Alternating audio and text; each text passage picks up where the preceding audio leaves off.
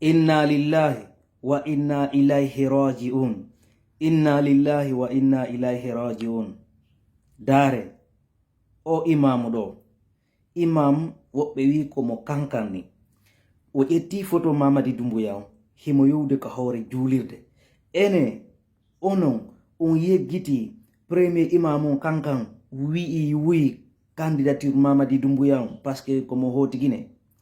imam on farana yetike wi kamɓe mo maɓɓe on wata accitu laamu ngu nde mo maɓɓe on no waɗu no warirata o mewata o accitu laamu ngu ko ɗum won ɗo yiide ɗe jawle no bonnede ɗo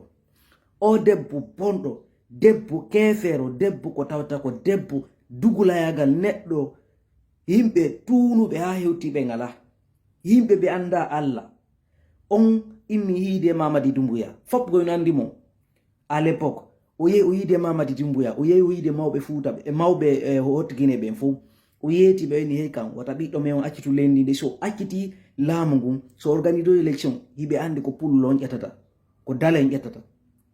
e nder ɗulle wata ɓe waɗu ɗum yo jogito laamu ngun ko suka pourquoi pas hatta o président o candidat ko ɗum wonno yiɗe ɗi mouvement ji suteñi imamu kankan ɗo kindiya o yalti o wi'i kanko e vidéo e yewtere o wi'i si tawi Mamadi Doumbouya wonali candidat o fuɗɗita to jeeno c'est-à-dire o fuɗɗita to rew o jokkugol jiwɓe yaasi o fuɗɗitite o cagayagal imamu wonɗo julnude ka mimbar waɗɗo kutuba juma on yeeto ɗum jama wonɓe ley o yeeto ɗum lanɗo wayna sa wonali candidat mi fuɗɗita to ha e ba mi fuɗɗito waɗugol jeeno no yamira sa ƴetti photowal a encadringal a waɗingal e nder suudu ma sa juuli Allah jaɓantama maleka jippota ko nder ton sakko inni Allah jaɓante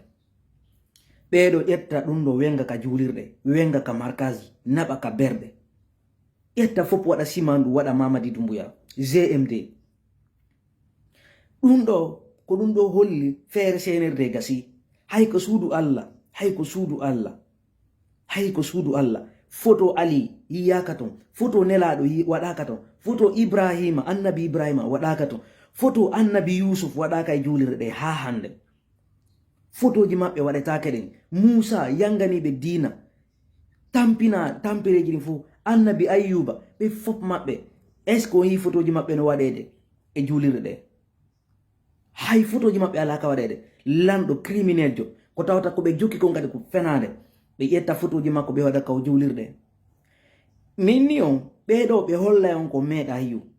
wallahi Mamadi Doumbouya ɓe hollay on ko ɓe maninka ɓen kankan ko ɓe woni ko naafigiɓe maninka ɓen kankan nanongo ɓe fof bomɓe ɓen maninkaɓe les toxique malinkin bonki maɓɓe ke Allah ukki kon e maɓɓe o yiɓe yaltude kamɓe ɓe wi kamɓe mo maɓɓe on ko ma wona candidat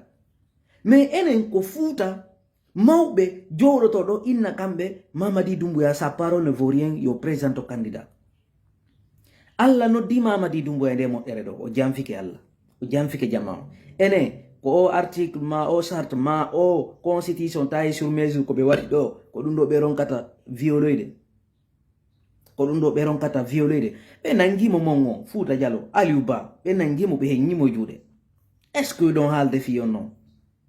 Alaji Seydou Dalein ɓe waɗimo inscrit ka fichier ɓe liɓi galle makko ɗen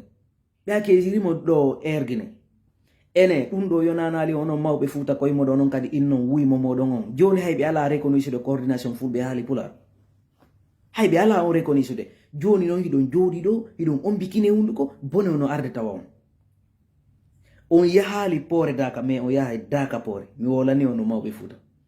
on yahali poore Daka mais on yahay Daka poore ko wallahi on nisanay ɗum ɓe imamu ɓeɗa goɗɗo duwaka julde ɓawo maɓɓe ko imamu waga bomɓe ni ko imamu ɓe malhonnête ɓe on yiide ɗo ni ɓe imamu ɓe wonɓe ɗo inndude ɗo fof fuɗɗore Salif Camara o wonɗo ko premier imam o wonɗo imam premier imam Faysal ko malhonnête yo ɗum yo weli mo welata yo mettum metata o yaltuɗo ɗo kadi imamu Kindiya iwiɗo ɗo kanko si Mamadi wonali candidat o fuɗɗoto to jeeno on kadi ko malhonnête yo o imam ɗo ƴettuɗo ɗum ɗo yehi waɗi ɗum ɗo kankan ko malhonnête yo ko imam ɓe si goɗɗo wona wonete ko malhonnête ko ɗum mene men janna kay ko donc remarqué moƴƴa kamɓe ɓe yi wuyɓe maɓɓe ɓe hiɓe toni fi maɓɓe mais ono hiɗon jooɗi ɗo iɗon sutena dictateur jo goɗɗo wuɗi ɗo ni lui ni aucun membre du comité national de rassemblement pour le développement et des organes de la transition ne sera candidat aux élections organisées pour le retour à l'ordre constitutionnel. Hande ko wonno sutende, sa parole ne vaut rien, ce serment d'officier ne vaut rien. Il n'a qu'à se présenter candidat parce qu'il n'y a pas sondé, il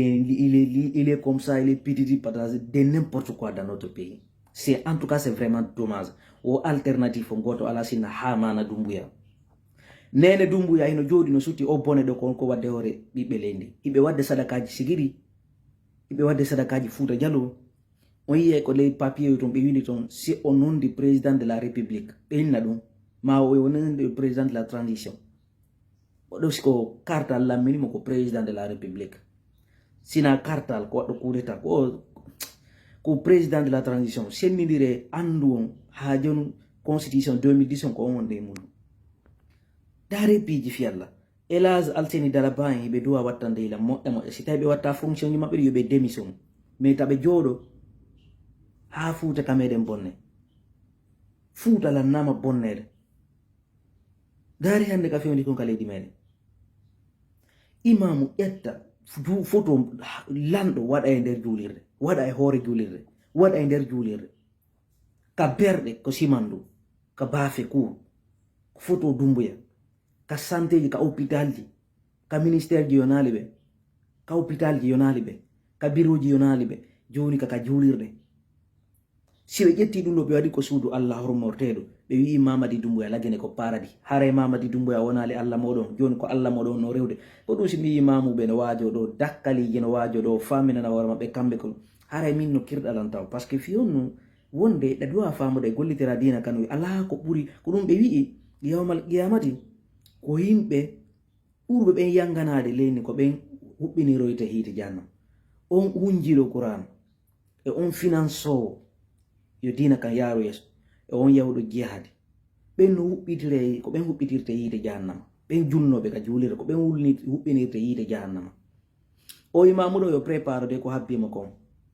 no yamira saketi futu maado an kadri mo wadi ko salomma ma ko suduma sa malika jippota ko do sako fere jula Allah jabanama